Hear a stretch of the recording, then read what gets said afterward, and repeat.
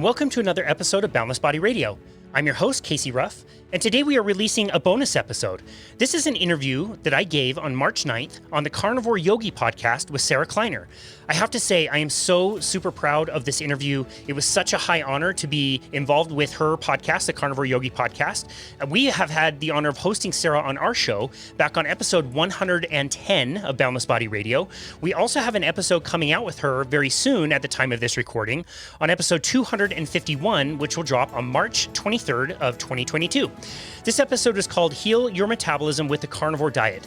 We talk a little bit about my experience as a personal trainer for the last 15 years, this month actually, I can't believe it's been that long, and my experience with using metabolic carts. The metabolic carts would measure people's metabolic rates and also show people how they were burning fat or carbohydrates as their fuel source.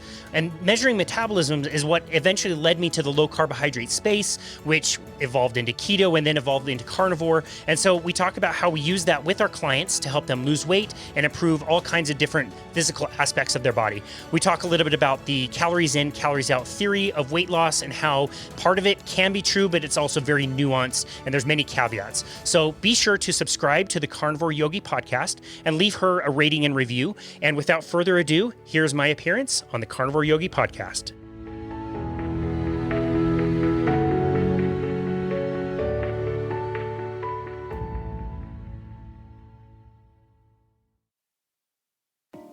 Welcome back to the Carnivore Yogi Podcast. Today's episode is with my friend Casey Ryan Ruff, who has been a personal trainer and a fitness expert for over 15 years, working one-on-one with clients to help them lose weight for good. And one of the cool things that we really talk about in this episode is the fact that for many years, he tried the old model of eat less, move more, high carbohydrate, low fat, and he just found that his clients were always hungry, they were always tired, and no one was actually able to lose weight and keep it off for any sustainable amount of time. But when Casey found a ketogenic diet, a high-fat, low-carbohydrate way of eating, he actually saw his first client success story. And we talk about that here in this episode. After that first client success story, he was really inspired to start doing this with all of his clients. He and his wife, they have their own business together, and started to see hundreds and hundreds of people transforming their lives, losing thousands of pounds combined, and reversing things like type 2 diabetes. It is a really, really cool conversation, and we dive deep into the metabolism, how you measure the metabolism, how he does this with his clients, and how he sees people that are cutting out carbohydrates actually have faster metabolisms, which is a little bit contrary to what some of us are being told right now in the community. So I think this conversation has a whole bunch of value in it. I'm also going to encourage you to head on over to Casey's website, www.myboundlessbody.com, where you can also find his podcast, which I have been a guest on a couple of times now. And it is a podcast that is absolutely chock full of inspirational stories and episodes of people who are transforming their lives using a low carbohydrate way of eating. And just Casey's just a really cool guy. So I'm really excited for you guys to meet him, for my audience to meet Casey, and to hear his awesome story of how he's been able to help people. This is just another resource of how we can transform our lives and not use that conventional wisdom that we've all been told is absolutely vital. So please do enjoy this episode. I want to thank the two sponsors of today's episode. The first one is going to be Optimal Carnivore. You can use my code carnivore Y to save over on Amazon 10% on those supplements.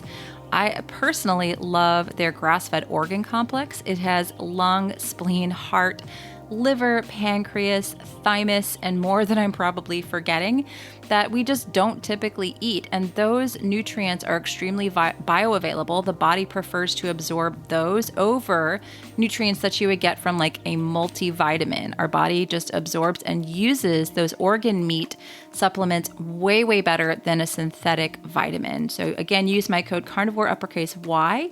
And the second sponsor of today's episode is going to be Upgraded Formulas. You can use my code YOGI12 or Yogi if you've used Yogi12 before to save on the Upgraded Formulas website. Anything on that site I personally love their magnesium. It has a special type of technology called nanoparticle technology. So a lot of magnesiums, if you have any sort of a gut issue, you're not going to absorb it. It's not going to actually get in the cell.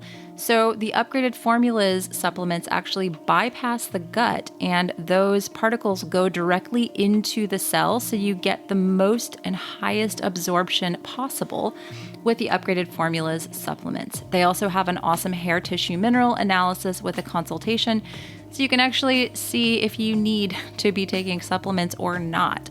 So I think this is a very, very helpful tool for anybody. Again, my code over there is either Yogi12 or Yogi if you used the Yogi 12 before. And I just love their products. So make sure to check out Upgraded Formulas. And I really do hope that you guys enjoy this episode with my friend Casey. Again, please head on over to Apple, leave me up to a 5-star review, take a screenshot, share this out on social media. Let's keep spreading the word. All right, guys, enjoy. All right, guys, thank you so much for tuning in. I am so excited about today's guest. I've actually been a guest on his podcast, and I'm going to do it again in a few weeks. But I thought, hey, you know what?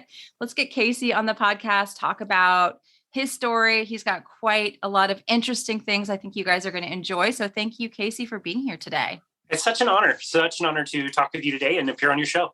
Yeah. And you have a podcast. It's called Boundless Body Radio, right? Yes. Yeah. So we started, like everybody else, it seems like we started during the pandemic. When we started our own business, I knew that podcasting was something I really wanted to do.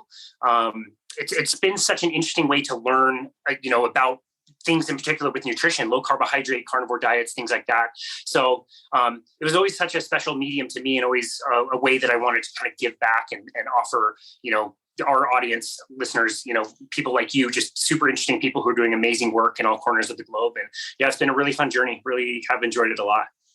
Awesome. And you've got a ton of episodes out. I feel like you put out a couple episodes a week. Like you're always working, huh? So we're doing 3 episodes a week. Ooh. So we release every Monday, Wednesday, and Friday. And then sometimes we'll do a bonus episode over the weekend. If there's a show that I'm on, I will re-release that on our episode to just kind of increase exposure. Or if we do something a little bit different, a different format, we'll release on the weekend. So yeah, it is a lot of work. And as you know, podcasting is, it is a lot of work. There's a lot of editing. You have to invite the guests. You've got to research your people, and there's a lot of work that goes into it. But I just always wanted to do it. And I wanted to do it in a way that, if I needed to work a little bit harder doing my personal training business to pay for what it takes to podcast, that would be totally worth it to put out content that can hopefully help people. So it's been great.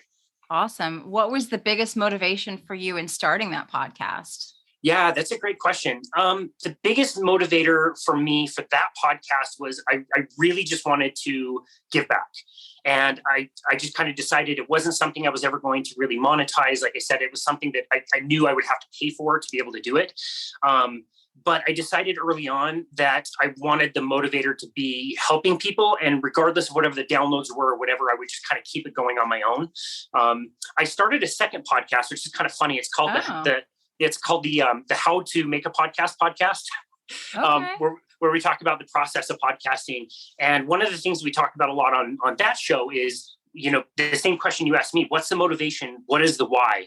And the example we always give that I think is kind of funny is like, if you and Shauna like to get together every Tuesday afternoon and talk about like your crazy cats or something and drink rosé, like don't expect that that's going to be monetized anytime soon. You can totally do that show if you're motivated to do it and you have the right motivations. But, it's funny in the podcasting world, a lot of people start and then quit really early because they realize like they weren't getting downloads and, they're not Joe Rogan. So I think it's a really important question to ask. Yeah, definitely. And you have to be consistent. I mean, 3 times a week, that makes me be like, oh my gosh, that is so much work, because 1 episode a week for me is just a ton of work, with everything else that I do. So you have to really be just a consistent person and dedicated. So that definitely says a lot about you just as a person. Yeah, you're right. It is a lot of work. I've been able to streamline a lot of things, and there's other things that, that I pay for as far as like editing and things like that. They're just little tools. They're things that I do, but they're tools that make it a little bit easier. And so it does cost a little bit more, but it makes it easier. So it frees up some time to do as many episodes as we do. Nice. Well, I might have to talk to you about that offline. Because I'm doing everything. I'm like just a 1-woman show over here. Wow. Yeah, that's a lot of work. But it's, it's really rewarding and it's fun. I love to tell, just expose my audience to different people, different viewpoints, and continue to, like you said, help people and just empower them with tools, because I think that there's so much confusing information out there in the health space. And, if you can get someone listens to a podcast episode that you did and it just changes the course of their life. I mean, that's what happened with me essentially, was listening to podcasts. And that's what helped me to change my life and my health. And so, yeah, giving back in that way is a really cool thing to do. That is so well said on so many different levels. And it's one of the things that I really love about you and your podcast. You're doing the same. You're bringing out the light.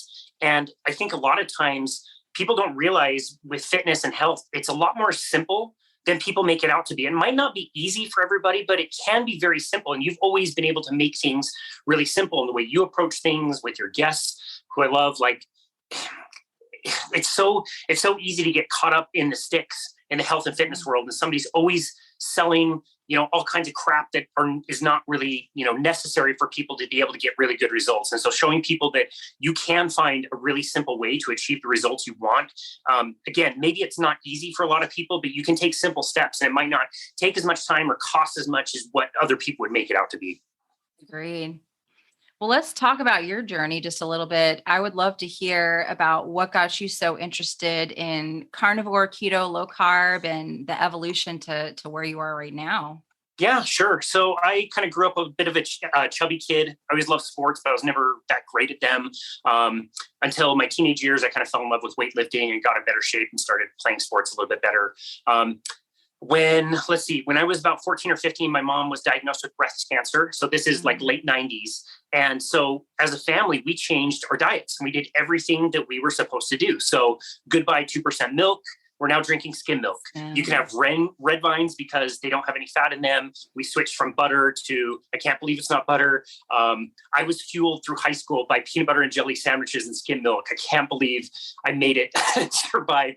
Lucky Charms and skim milk because it's fat free. Exactly. Just cereal and milk. Like I graduated in 97. I don't know if you sound like you graduated around the time I did. So, yeah, totally. Yeah. 2002. Yeah, totally. Wow. Yeah.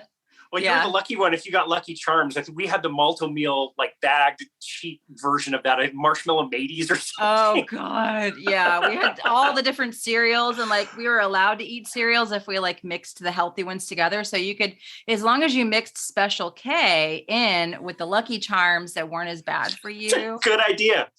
Wow. I just the went 90s. straight to the table sugar. I would just add scoops and scoops of table sugar to things like Special K or Corn Flakes or the knockoff generic brands. Because it's fat free, right? Yeah, so totally healthy. That was the problem that we thought back in the 90s was it's fat free. So yeah. Totally healthy. Yeah, it's really crazy everything that we were told. And looking back, my mom's cancer just would never really truly go away. I mean, it would subside for a little while with a bunch of treatments that would almost kill her. Just doing the treatments were so bad. And then the cancer would come back to her bones and then it would go away again. And, at one point I was out of the country for a few years in Brazil and she was given 3 months to live because it had spread so far, like in her brain and everything else. She ended up making it another few years. But again, looking back at what we were doing was just terrible for, what she was diagnosed with. I would completely do things differently, obviously, if I had that knowledge back then.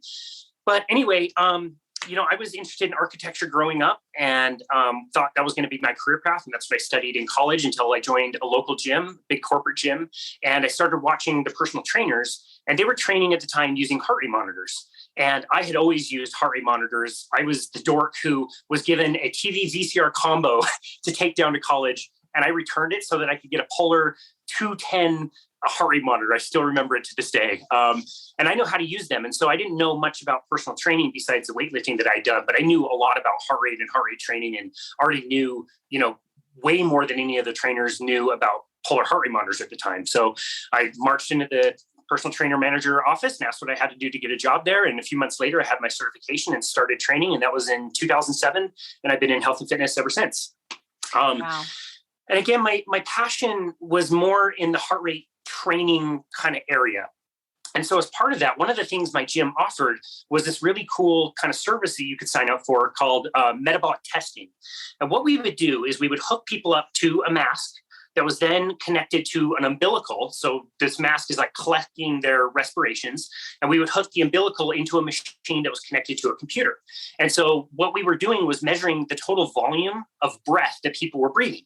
And if you do something really intense, if you sprint down the street, you're going to be breathing really hard. That's a direct correlation with how many calories you are burning. And so if you're breathing more, you're burning more calories. But these machines would go one step further, and they would also measure the difference between the oxygen and the carbon dioxide that was exchanged inside the body. And that would tell you how much fat somebody was burning or how much carbohydrate somebody was burning. And so those two things are a very different way to burn calories. And way back then, back in 2007, it was really like we were using the information to tell people like, okay, your resting metabolic rate is 1,500 calories. With your daily activity, you're burning 500 calories, which means your daily burn is about 2,000 calories. So if we can get you to, exercise 250 calories a day and then maybe eat 250 calories less in a day, well, that's a difference of 500 calories. You multiply that by 7 days a week, and that's 3,500 calories, which is 1 pound. And so all you had to do is very simple math and tell people work out more and eat less, and you'll lose a pound of weight, and just do that for as many weeks as you have pounds to lose, and you'll be in perfect shape. And even just saying that now, like, it's so ridiculous. Like, everybody knows that doesn't really work. Yeah. Yet that's kind of the advice that we were giving to people. And I don't know, just over the years, like, I just grew really frustrated with the advice that we were giving people. Eat lots of vegetables, eat lots of whole grains. You need to eat, 3 meals and 3 snacks a day. You're going to crash your metabolism. You're going to have to eat in this really tight window of calories that you're then going to need to track. Maybe it's good advice, but it never worked. It didn't matter whether it was the best advice ever if nobody could do it. Like, not even the trainers could pull that off. Like, I was throwing away so much food at the end of the week and all this meal prepping, and oh my goodness, you're constantly thinking about food. You're constantly hungry. You're eating, Greek yogurt and lots of berries and nuts and seeds, and your gut would be just blown up. And so it just got to be really frustrating that the advice wasn't really working for people. Yeah. Wow. So you were just working with a lot of people. You weren't seeing results. What was it that made you interested in low carb, keto, and carnivore? What put you down that route? Yeah, great question. I remember there was a pair of trainers that moved to Utah from another club, and they started like spreading the message of like, fat is okay. Fat is your friend. Eat fat, be fit kind of concept. And it was the first time even like considering, what are you talking about? Fat's not good for you. That's ridiculous. And so, it started back in 2013, 2014. I started adding avocado and olive oil to different things, and it was like quite tasty and actually didn't make me fat. And I became a little bit less hungry, and kind of latching onto that concept was really interesting. And then I was introduced to the work of Nina Teicholz, who is the author of Big Fat Surprise. She gave a radio interview on, I can't remember the radio station, but anyway, somebody sent it to me and I ended up listening to it well before I read her book. And that was just mind blowing. The things that she was discovering and finding, and all the studies and everything that was, buried about fat in the diet. It was completely contrary to anything that we had ever been taught in the personal training and nutrition world. Yet it all just made perfect sense when you looked at the science. And so it's just eventually just one thing led to another and led to another. At our gym, we would do these 3-month kind of weight loss challenges. That we called them the 90-day challenge, and people would sign up. We, as trainers, we were 100% commission. And so you're forced to like sell packages and products to people and all kinds of crap. And this 3-month program, like, people would start, they'd be super excited. We would give them 100 pages worth of recipes and shopping lists. I had a client call me, just as a mess, and say she was in the grocery store looking for arrowroot powder, whatever the hell that is, and she couldn't find it. And she was so frustrated. She was like bawling over the phone. Oh no. Arrowroot powder, like, that's not necessarily on the main shelf at the grocery store. Right. And it was so frustrating because as trainers, we were forced to sell this package, and we could only do it once. We would only get people to do it one time because they would start and be really motivated, but nobody was finishing. Hardly anybody could make it through the 90 days without, having quit or regained all the weight and then some. And so, the company, when they did those challenges, they would make a lot of money. So rather than doing a 90-day challenge, twice a year, they would do a 60-day challenge and do that 4 times a year. So they would obviously, make more money. And it came to be that we had a client. This was 2017, 2018. We had a client who was, he was an employee. He was kind of forced to do this contest. And at the beginning, we would do a consultation, and he was describing his diet. And I just said, look, dude, like, you're just not eating any fat. Like, let's get some fat in the diet. Let's make you more full. That would be a really good thing. You're eating most carbohydrates. And he texts me a few days later and says, yo, I've lost like 1.5 pounds in 2 days. What is all this keto thing? And that's when I first started jumping into learning a lot more about ketogenic diets and how they work and things like that. And, my wife also worked for the same company. We just got so frustrated with this program that wasn't working for people. Yet we had this one guy doing keto, and he crushed it. He won the contest, and we got a lot of attention for it. And so the next contest was coming around again. We were super frustrated. I remember the conversation we had, like, why aren't we recommending this to everybody? We can just fly under the radar. Nobody knows what we're telling our people. Let's just find a way to promote this way of eating. Let's just see what happens. We had the advantage of using a scale that would measure people's weight and also people's body fat. And so we could really validate, like, are you just, depleting your calories and losing a bunch of weight? Or are you really, truly losing a lot of fat? Because people would lose weight, but look totally different. They were less puffy, and you could see it in the sides and the sides of their faces. And so we decided to make it like as scientific as we could. We tracked it every contest we did since then, and we would measure people's weight as they weighed in. We'd measure their body fat. We would tell them how many pounds of fat they had when they started and how much when they finished. The compliance was super high. We tracked over 800 people in all the contests that we did.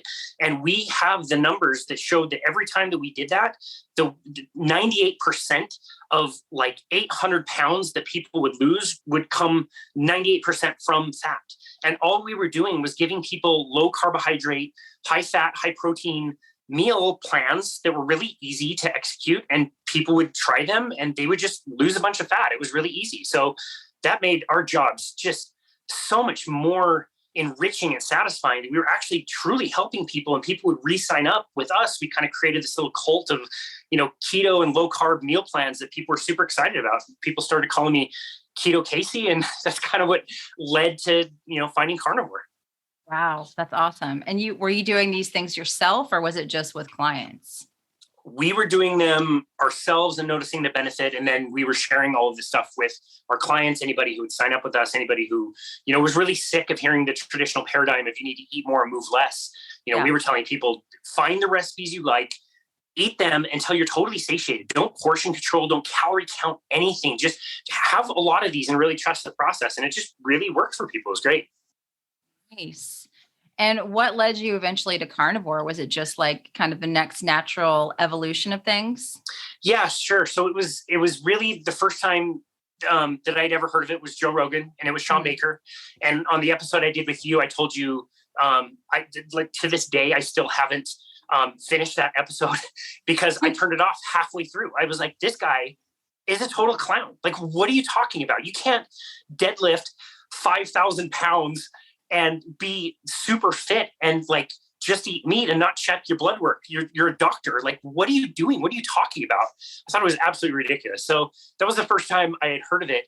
But over time, you start to hear about Paul Saladino and some of these guys that, appeared on like the Food Lies, or no, it's not Food Lies. Is it Food Lies, the podcast? So yeah, Brian Sanders. Yeah.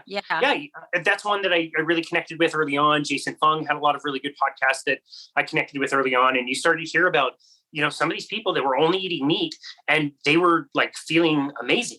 And I certainly have never shied away from meat in my life, but it was something I wanted to try. And it was April of 2019 that I decided, like, this is the month I want to try to go carnivore. And I just kind of have forgotten to get off of it. It just has felt so good ever since. Day 31 was no different for me. I just continued doing it. And it was really interesting. Like, I would say, physically, I definitely felt better, less bloating for sure. All the things that people talk about. I never had any, diagnosed condition or like a medical reason to try carnivore. I never had gut issues besides just, bloating and not feeling that great. But I have to say, the things that really surprised me were feeling like up leveled as far as like your mental clarity and your spirituality and gratitude.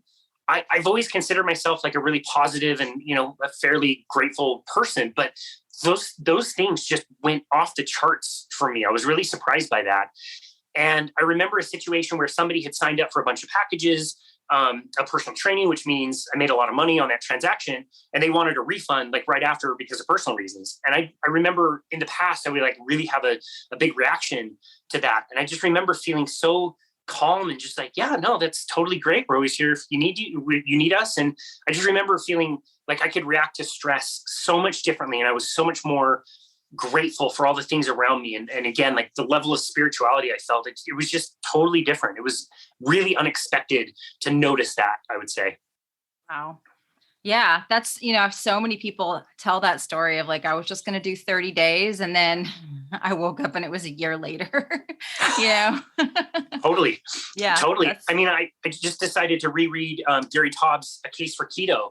And he kind of says the same thing. Like we don't have the exact science. We don't have the clinical trials to show that you can do this for your entire life and that's going to be okay. Nothing says you can't do it, but we just don't have that at this point. That would take, decades to show. However, what is worth not feeling really good today? That was always the question for me, is if I feel amazing today, won't that set me up for better health tomorrow? And I'm not willing to feel like crap and give that up today. I mean, we took a trip to Mexico last May after the pandemic. It kind of mellowed out a little bit and we were able to travel again.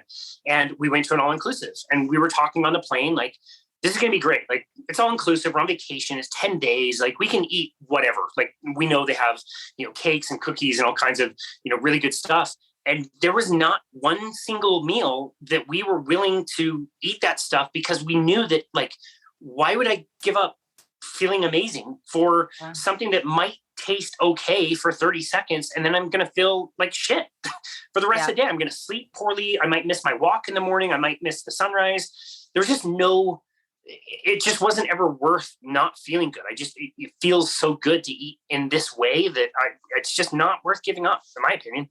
Yeah, I agree. It's just getting people to that place, and you work with a lot of people, a lot of clients. How do you get them to that place? Because that's the thing I find as a nutrition coach and quantum health coach is like getting people to actually start doing these things can be the biggest problem. And once they start doing them, they become addicted to them. But how do you overcome that with people?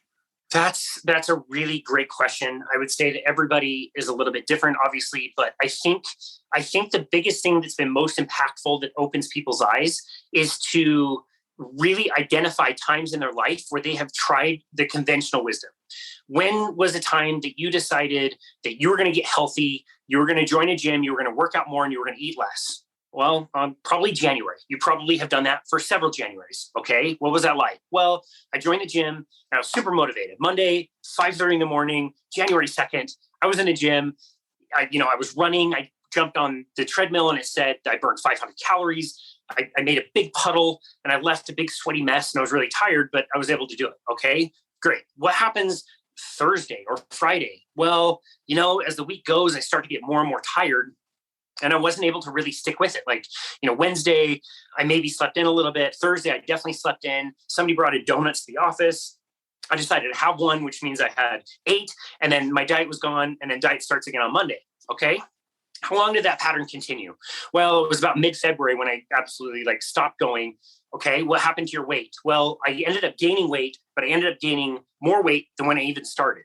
And I felt miserable. And so I just waited until next January rolled around, spent a bunch more money, joined another gym. And I guess all that to say, when you start pointing out to people that the conventional wisdom didn't work with them, and then connecting the dots to say that you are not unique. This doesn't work for anybody. You're not broken. There's nothing wrong with you the way you might think if your body is not cooperating when you're, following this advice. This advice makes people in the health and fitness world a lot of money. I could definitely get somebody to sign up with me every January. If you felt like you were getting good results for a few weeks and you just didn't have the willpower to continue, we'll just hang out and wait until your motivation comes back so we can sell you another package of crap that's not going to work again. And it really sucks. But if you can point that out to people, I think it's helpful for them to see oh, okay, well, following the conventional advice didn't really work for me. What else is there? Maybe I need to try something more unconventional. And you're right. It is hard to get somebody to start, but once they start, if they can start to see results and they know how to measure those results in a way that they are bought into and they can see, I think it becomes at least a little bit easier to get people to buy into it. Definitely. And what are some of the ways that you have people kind of, maybe the scale doesn't move right away, but do you have them do like any kind of blood sugar monitoring or anything like that so they can see, all right, I'm moving in the right direction, even though the scale may be not moving yet? Do you do that type of thing with your clients? Yeah, that's a great question. I will typically start out with offering like the poor man way of doing things. And so I think a really good way would be taking a before and after picture. So as uncomfortable as that makes people, take a before picture. Like as you're starting something like this, shoot a photo, don't share it with anybody, try it from a few different angles and just kind of see, how you look and see how your body is changing over time. I mean, you're such a great example of that. And you share these all the time of like, It's not just a weight thing. It's not just a scale thing. Your body shape is really changing quite a bit. And you can really see it visually if you have a good comparison. Besides that, I like to look at, waist circumference, I think is a good measurement for people.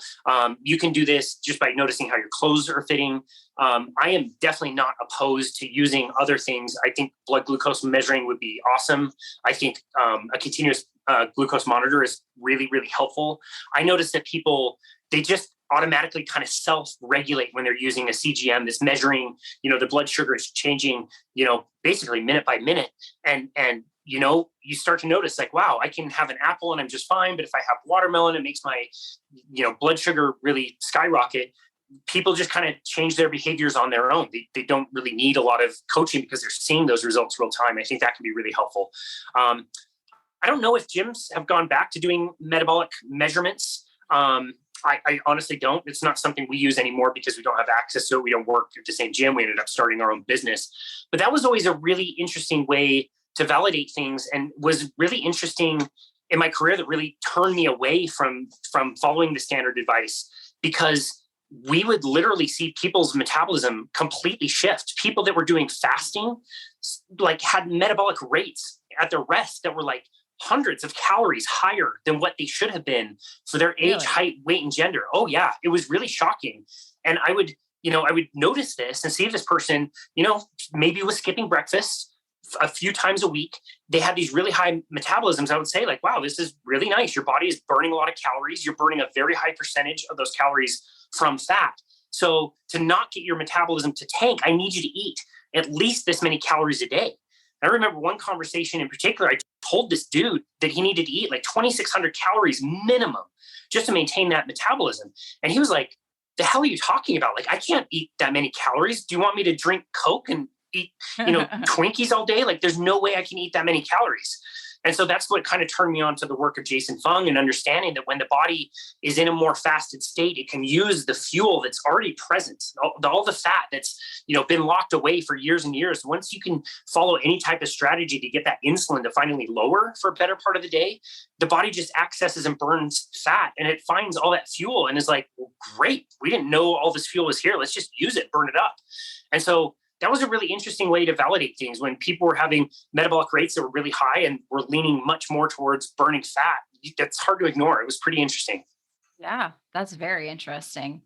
And I'm sure for people, like, it was exciting too, to get to see those types of things from their work, because I don't know if you ever saw that sort of thing, if someone was following more of like a standard high carb diet with metabolisms going up, did you? Or no? Totally. Oh yeah. It was just so standard back in the day because that's what we were telling people. And so it was normal for somebody to come in and be sitting down and, you're not doing anything. You're not using a ton of calories. You're just resting, but the metabolism would be 60%, 80% carbohydrate based. And those people would be really hungry. They would tend to do diets. They would tend to do a lot of cardio. The cardio that we would measure when people would do that was also shifted towards carbohydrate burn. And so these were people that were maybe training for 50-mile bike rides or half marathons, and they were bonking all the time. They were running out of energy. And so we would be calculating like, okay, you burn 1,200 calories an hour 1,000 of those are coming from carbohydrates. You can only digest, 300 or 400, calories of carbohydrates in an hour. So let's calculate exactly how many gels and goos you need. Oh my God, bike rides used to be the worst for me. When I was training and racing road bikes on our 3-hour training rides on the weekend with my team, we would always stop at a gas station. And I remember just having to smash Gatorade, and remember that the grandma's double chocolate cookies that would come in a 2-pack.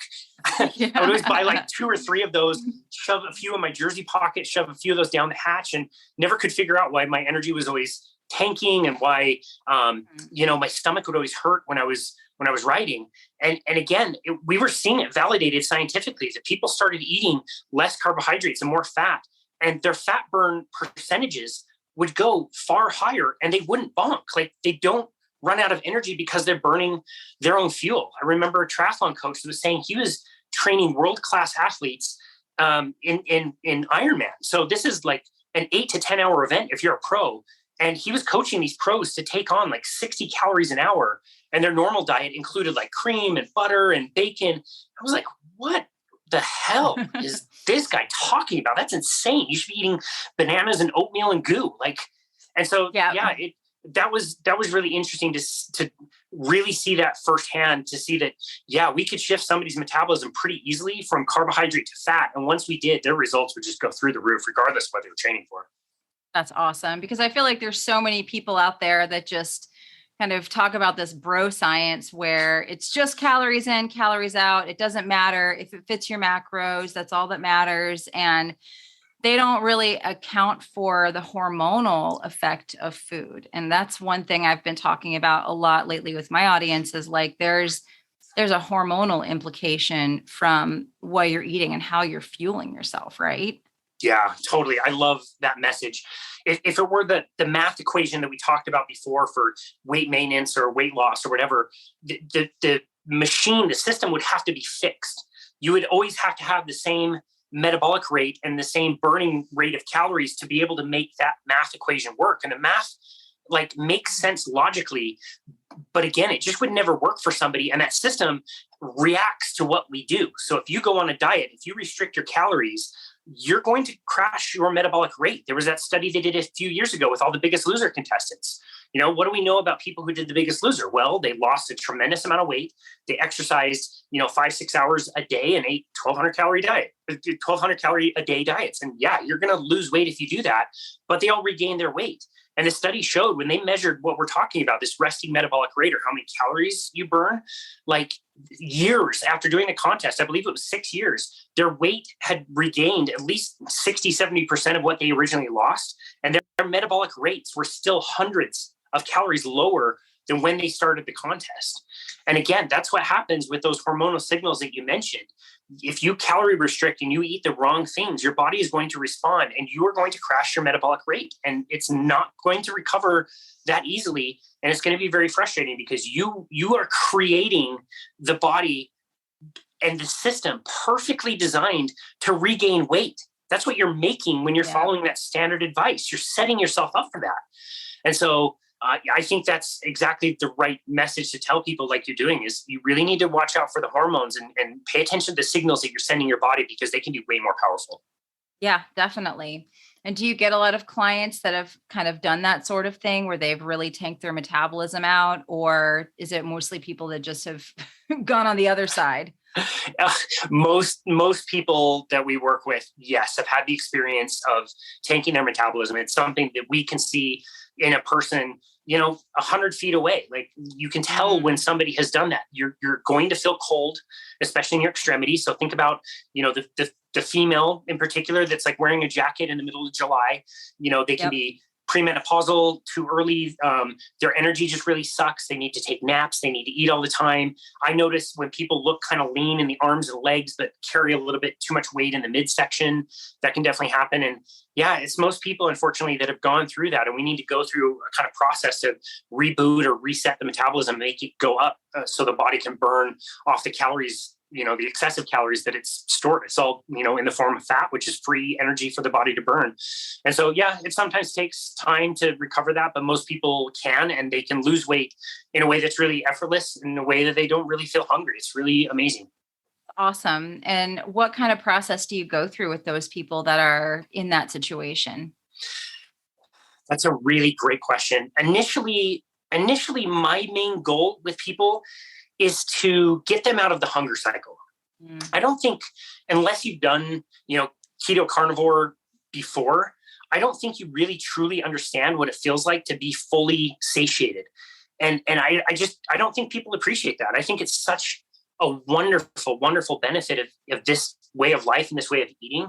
And I just don't think many people know what that's like. They might think they do. Like I'll do the thought experiment with them. Like, let's go eat a healthy meal. So let's go, to a restaurant. Let's get a salad. Let's get some chicken breasts. Let's put a little bit of salad dressing on that, and we can eat that salad, and we'll feel, full. We can leave the restaurant and say, like, okay, I ate enough. I feel full. I feel good. How do you feel 3 hours later?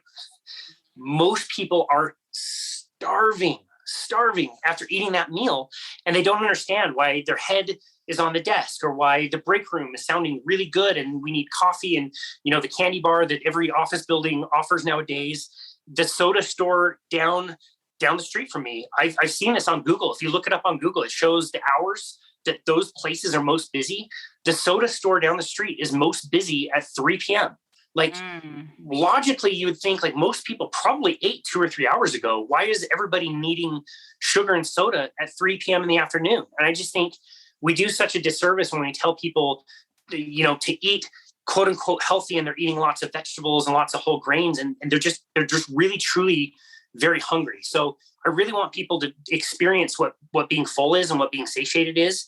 And I just start with telling people, don't worry about what you can't eat on a diet. Start with what you can. Start with really fatty, salty meat, preferably beef. And I don't care what kind it is, but if it's a chuck roast, if it's ground beef, find the fattiest you can.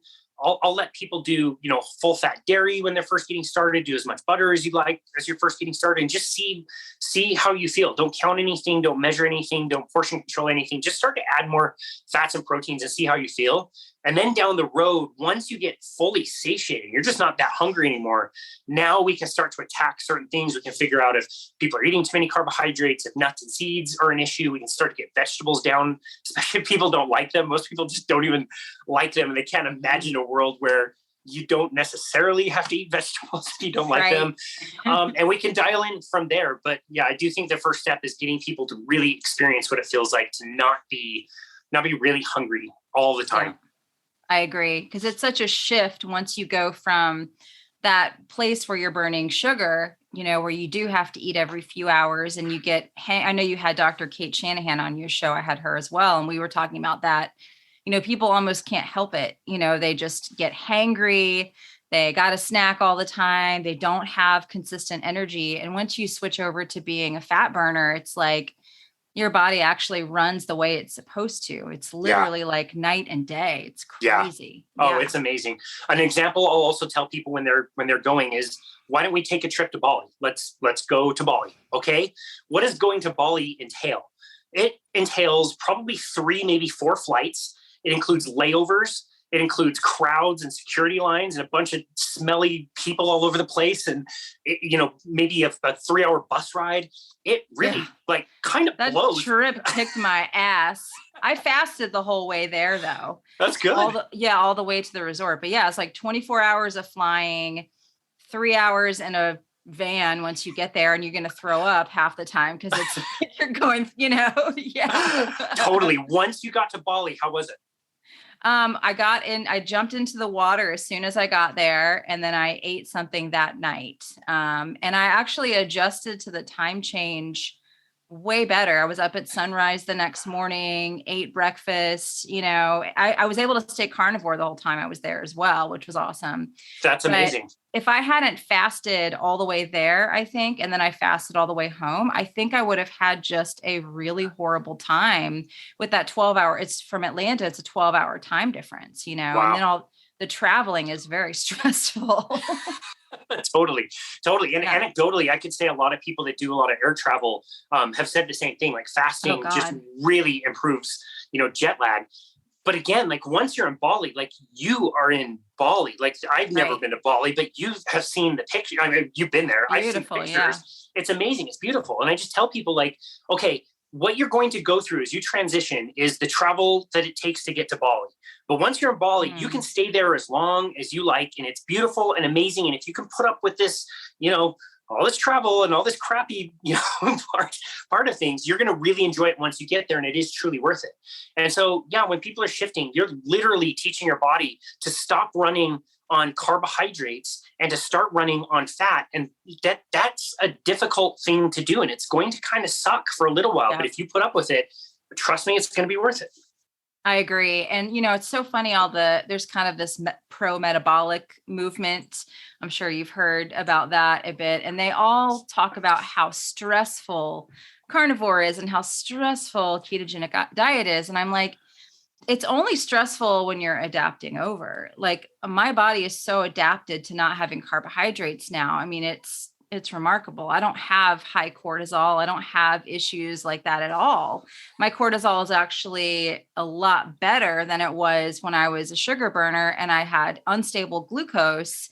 My blood sugar would skyrocket and then it would shoot way down. Talk about stress and cortisol like that. Yeah. Let me just tell you how stressful it is to go to the store once or twice a week. I'm going to eat once or twice a day. I spend a few bucks on food every single day, eggs, and then ground beef and meat that's really tasty and enjoyable. And I don't throw any of it away. I don't spend a lot of time cooking. It's really stressful to do this. You're not throwing away produce at the end of the week, like so much rotten produce all the time. Totally. All the time. We used to throw away so much food, and same with our clients. Like this is by far the least stressful thing I have ever done with my nutrition. And most of my clients who do it absolutely agree. It's so low stress. It's ridiculous. Love it. And, since you are a personal trainer, there's so much talk about needing carbohydrates in order to build muscle. I've talked with Robert Sykes. I know you have too. What are your thoughts on that? And do you have clients where you're like, you can do some carb loading or add some carbohydrates in? Do you ever do that? Or do you try to keep people more keto? Great question. Need carbohydrates to add muscle? Absolutely not. Mm-hmm. And again, when we had that scale that was measuring not only weight and body fat percentage, but also muscle mass, we could actually truly measure how many pounds of muscle somebody had. Absolutely not. You do not need carbohydrates. I have seen it way too many times.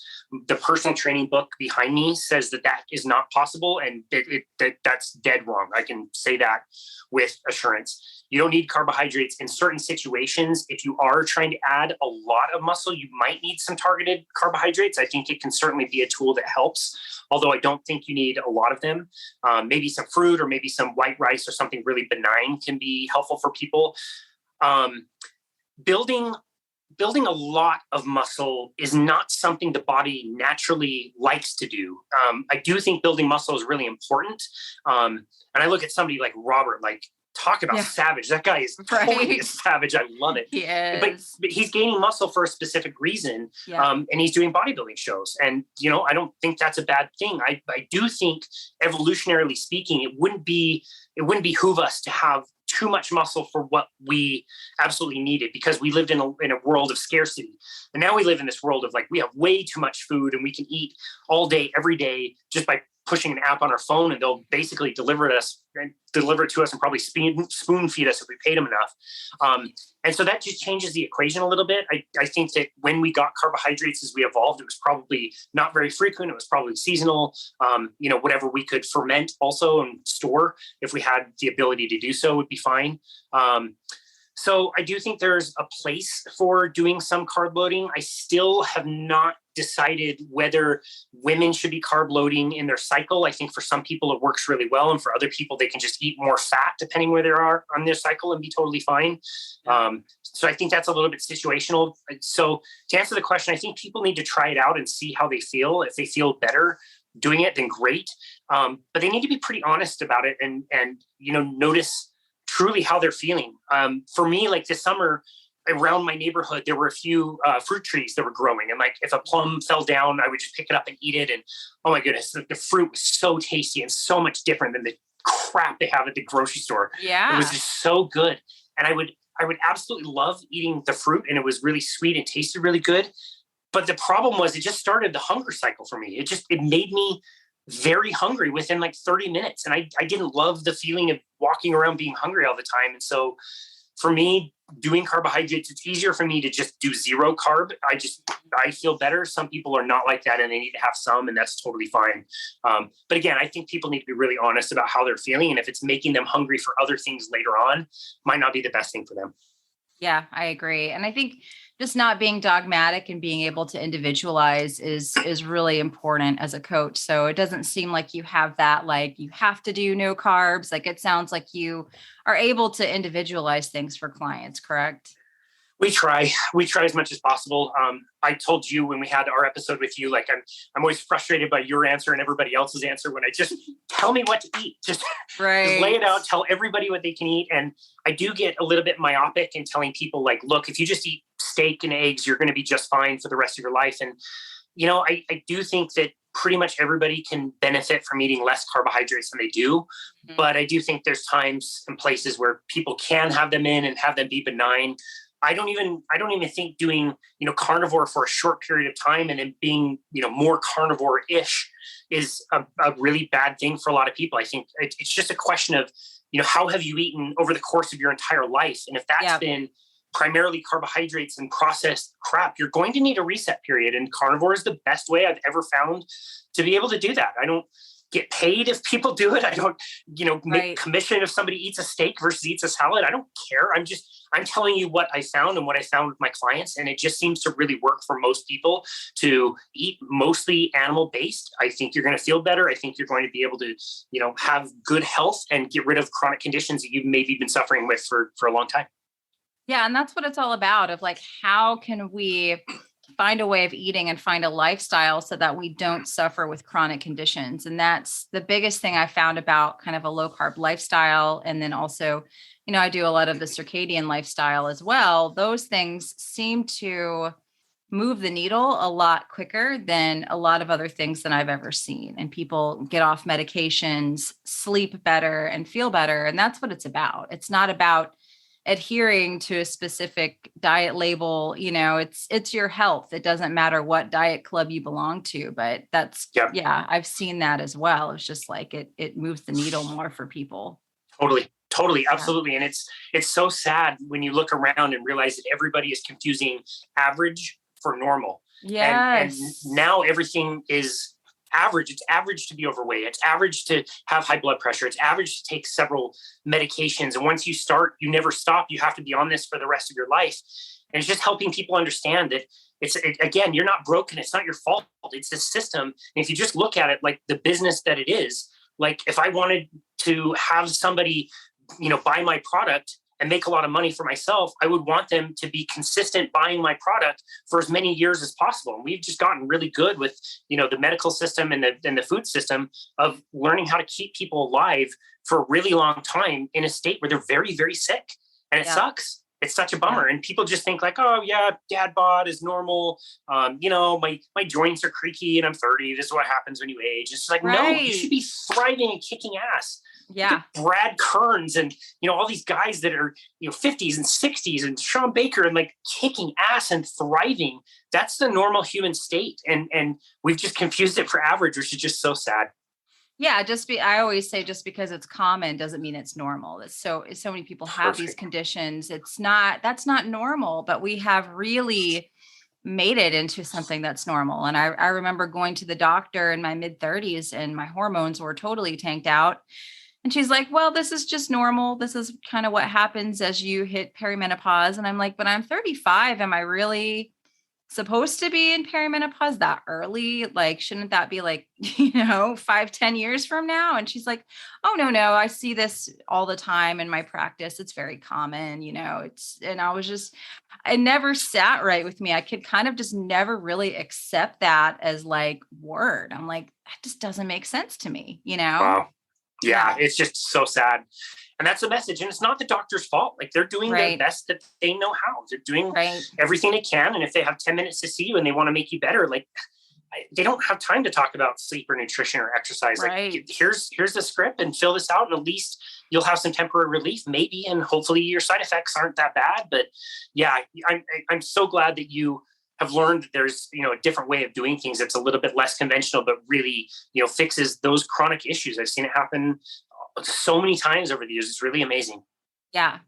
Well, I'd love to know, what's your favorite client transformation story that you've seen just implementing a lot of the strategies we've talked about today? Great question. The first one that comes to mind, somebody that I see actually later on today, when he came to see me, this was, we started working together in 2019. He had been working with a trainer previously. He'd gotten up to 300 pounds. The dude is kind of mid 60s. He had been diabetic, type 2 diabetic for years and years. And he was on 60 units of insulin a day. His doctor wanted him to start upping that to like 75, 80 units a day. And he came in to see me because his trainer started working for our club. And so he switched over to our club, and then he wanted to get some of that metabolic testing stuff done that I was telling you about earlier, where we would measure his metabolism, his fat burn, and all that stuff. So the first day I came to see him, we couldn't even start the test for 15 minutes because he had so much anxiety about even being there. He was like lockjaw, like almost in a rage, and just crazy anxiety. So I had to sit with him for a while to kind of calm him down. He was suffering, again, type 2 diabetes. He had gout flares all the time. The anxiety was just crushing him. And, we started to work with him and showed him like, look, your metabolism is leaning towards burning sugar. Let's teach you how to be a fat burner. Let's teach you how to burn fat as fuel. And he really embraced it, which is really cool. And we only work together twice a month. Which we still do to this day as we're workshopping, what he's doing. But we started to put on low carbohydrate and eventually a really highly carnivorous diet. And he just started losing fat really quickly to the point that he had to start taking back his blood pressure medications. He got off of insulin completely, where his doctor was saying that was absolutely impossible and he needed to take more. Within about a month, he was no longer taking insulin. There was no need. And he had a few low blood sugar issues in the beginning, but he resolved all of that. And to this day, he's lost a bunch more weight. He's really close to his target weight and has maintained that pretty well over time. And that's, it's really cool to see that he can play with his grandkids. He can do so much of the stuff that he really enjoys that he was not able to physically do before. And that's been just a really amazing journey. And to really see somebody, locked in on this path of poor health and medications that you're never going to be able to get off of them it's been a wonderful thing to be able to witness. So that's the first one that comes to mind. That's awesome. I love that. It's just getting to watch someone really change their life. And then, it's all about, can we enjoy being around our friends and family? Like, do we have that? And when your health is crappy, you don't really enjoy family events or hanging out with your kids or grandkids. Like, it's hard. So That's just a beautiful story of how you've really changed this person's life. It's super cool. Yeah, totally agree. At the end of the day, like what is better than enjoying your life, enjoying activities, going on a hike or a walk and appreciating the things around you, the people around you, and being grateful and, being mindful. All of that stuff it brings the richness to life that unfortunately I just don't think a lot of people end up experiencing because, of lifestyle. It really sucks. That's kind of the system we're in. So when somebody can break free of that and see the other side, it's like being in Bali. It was worth the travel, and to be there is amazing. Definitely. Absolutely. Well, one last question. I'd love to know, what's the biggest thing that you've learned from your podcast? What's the biggest lesson or biggest takeaway from I know that's a hard one. That's a great question. Using the mute button on your podcast and also in life, learning how to listen a lot better. I think I haven't been a great example of this. I'm talking a million miles an hour talking to you this morning, but I think in life, we're always thinking about like the next thing to say, and we're not truly like hearing and listening to people. And I think that's something that we could all do a better job of.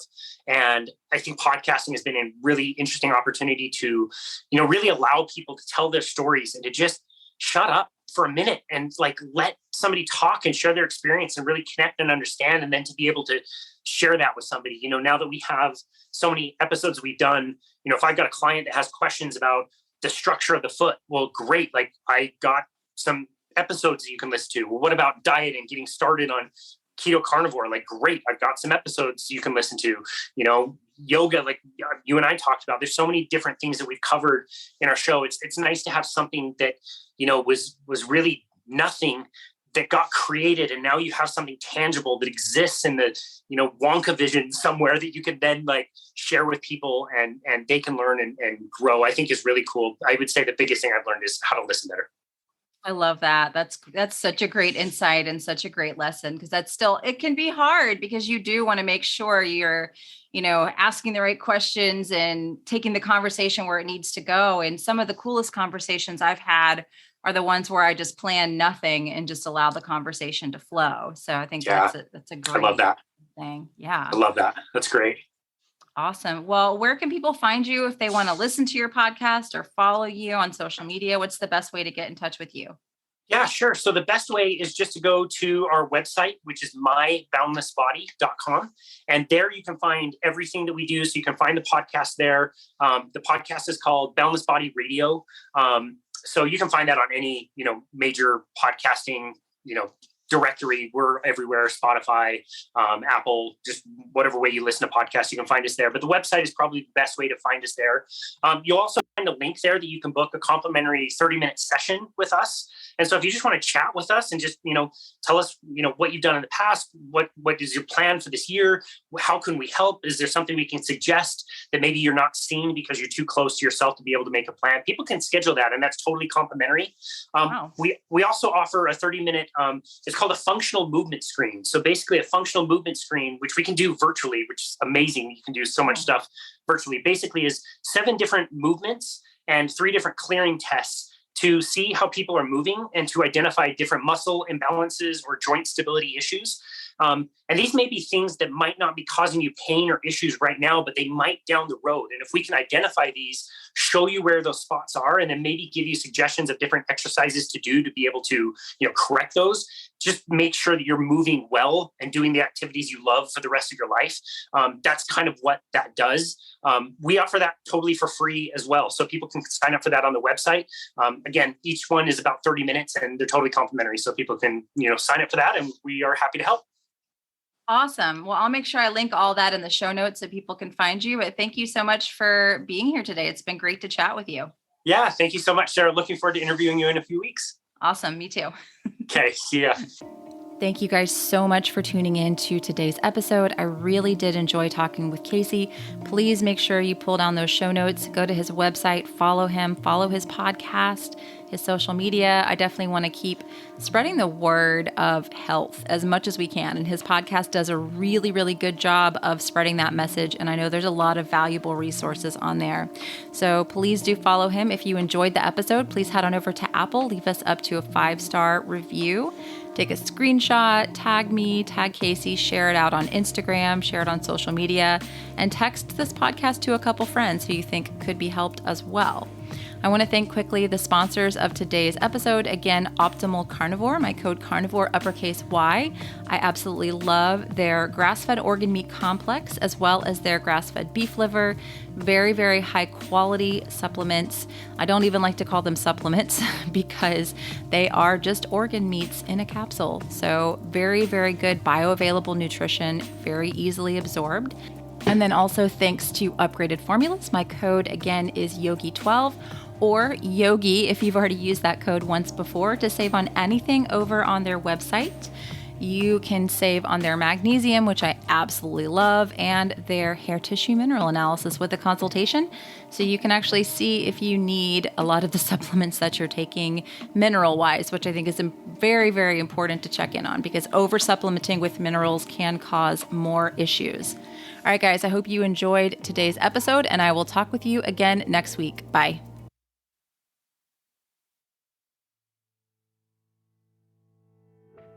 So thank you again so very much for listening to this bonus episode of my interview on the Carnivore Yogi Podcast. Like we said before, be sure to go over to Apple, subscribe to her podcast. You will not regret it. She has such amazing content. And be sure to leave her a rating and review. And if you don't mind, if you're enjoying the show Boundless Body Radio, please do the same for us. It doesn't take very long, I promise. Drop us a rating or review so that more people can find the show and can find this information from all of our amazing guests that can really improve people's lives. And this has been another episode of Boundless Body Radio.